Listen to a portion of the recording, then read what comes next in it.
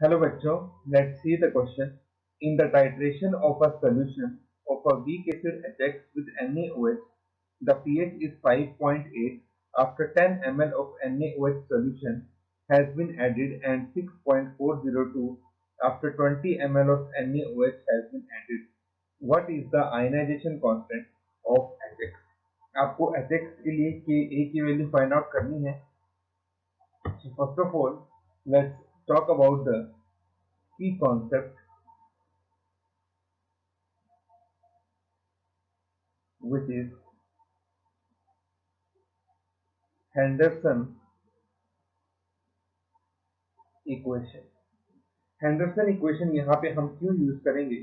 दरअसल हमें acid base की रिएक्शन करवाई है हमने यहाँ पे, तो हमारे पास यहाँ पे सॉल्ट बनेगा NaX प्लस वाटर. उसने दे रखा है कि इस सॉल्यूशन की पीएच कितनी है, 5.8, मतलब सॉल्यूशन एसिडिक है. और एसिडिक सॉल्यूशन तब होगा जब HF हमारे पास एक्सेस में होगा. तो इसका मतलब ये आपके पास जो अल्टीमेटली लास्ट में बनेगा सॉल्ट और एसिड का मिला के, ये हमारे पास एक एसिडिक बफर बनेगा. तो क्योंकि ये एक एसिडिक बफर बनेगा, इसीलिए हम यहाँ पे हेंडरसन इक्वेशन यूज करेंगे. और हेंडरसन इक्वेशन हमारे पास कुछ इस तरह से रहती है: pH is equal to P of Ka plus log concentration of salt divided by concentration of acid. अब जो कंसेंट्रेशन है वो तो आपको गिवन नहीं है, तो यहाँ पे आपको ना तो सॉल्ट की कंसेंट्रेशन गिवन है ना ही एसिड की, तो वो हमें निकालनी पड़ेगी. तो इसके लिए हम क्या करते हैं, हम लेट करके चलते हैं that molarity is equal to 1 molar. हम इसकी मोलैरिटी को 1 मान लेते हैं. तो हम इस इक्वेशन को दोबारा लिखेंगे. इक्वेशन हमारे पास है HX plus NaOH gives NaX plus H2. अब अगर हम ये मान लें कि जो मिलीमोल्स है, क्योंकि वॉल्यूम हमारे पास मिलीलीटर में है, तो मिलीमोल्स की टर्म में अगर मैं देखूं तो हमने x मिलीमोल्स तो ले लिए HX के, और NaOH के हमारे पास यहाँ पे कितने मिलीमोल्स आए. देखिए मोलैरिटी जो होती है it is equal to millimoles divided by volume. तो हमारे पास मिलीमोल्स कितने आएंगे, millimoles equal to molarity into volume. NaOH की मोलैरिटी हमने 1 मान ली और मिलीमोल्स इसके हमें दे रखे हैं 10, सॉरी वॉल्यूम इसका 10 ml दे रखा है, तो इसका मतलब मिलीमोल्स कितने आ गए NaOH से 10 आ गए हमारे पास. अब जो रिएक्शन है, जब ये रिएक्शन कंप्लीट हो जाएगी, या हम यूं कहें जब टाइट्रेशन कंप्लीट हो जाएगी, तो हमारे पास HX क्योंकि एक्सेस में है, तो इसके मोल्स कितने बच जाएंगे, x माइनस 10. इसके मोल्स कितने हो जाएंगे 0, और NaX के हमारे पास कितने मिलीमोल्स आएंगे 10. तो हमें सॉल्ट की कंसंट्रेशन मिल गई 10 इस इक्वेशन से.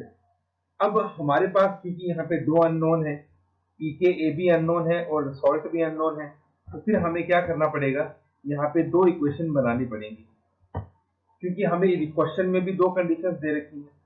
अब एक बार हम दूसरी कंडीशन की बात कर लेते हैं. सेकंड केस में आपके पास जो यहाँ पे वॉल्यूम दे रखा है वो कितना है 20 ml.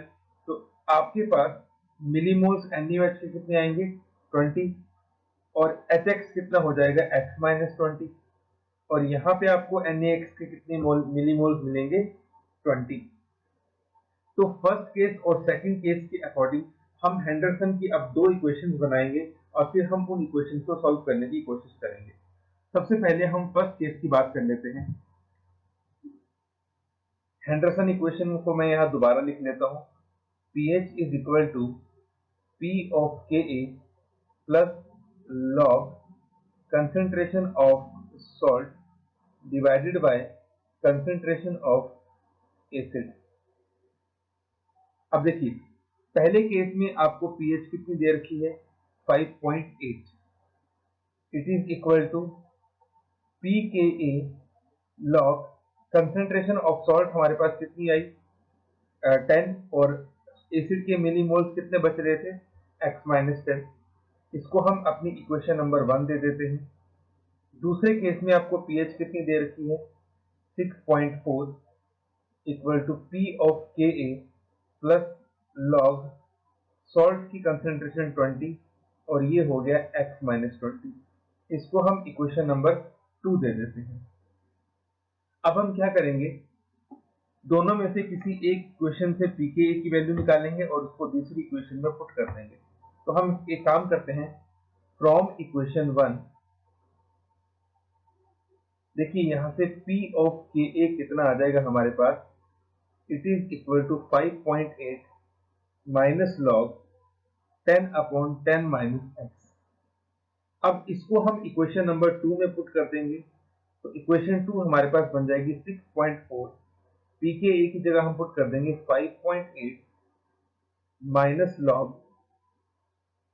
10/10 minus x plus log 20/x minus 20। 5.8 को हम इस साइड ले आएंगे तो ये हमारे पास बचेगा 0.6। इट इज इक्वल टू, इसमें हम लगा देंगे formula log m minus log n का, जो कि किसके इक्वल होता है log m/n। तो ये हमारे पास बन जाएगा log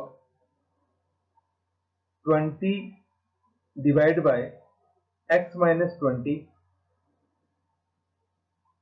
डिवाइडेड बाय 10 x-10। ठीक, इसको जब हम सॉल्व करेंगे तो यहां से हमारे पास बचेगा, ये कट जाएगा, 10 से 20 कट जाएगा तो ये बचेगा हमारे पास log 2 into x-10 upon x-20। अब यहाँ पे हमें एंटीलॉग लेना पड़ेगा, तो 0.6 का जो एंटीलॉग है, एंटीलॉग 0.6 इक्वल टू, यहाँ लॉग कट जाएगा तो ये बचेगा 2 into x-10 divided by x-20। 0.6 का एंटीलॉग होता है 3.98, जिसको अप्रोक्सीमेटली हम 4 लिख लेंगे, equal to 2 into x-10 upon x-20। इसको हम माइनस कर लेंगे, x-20।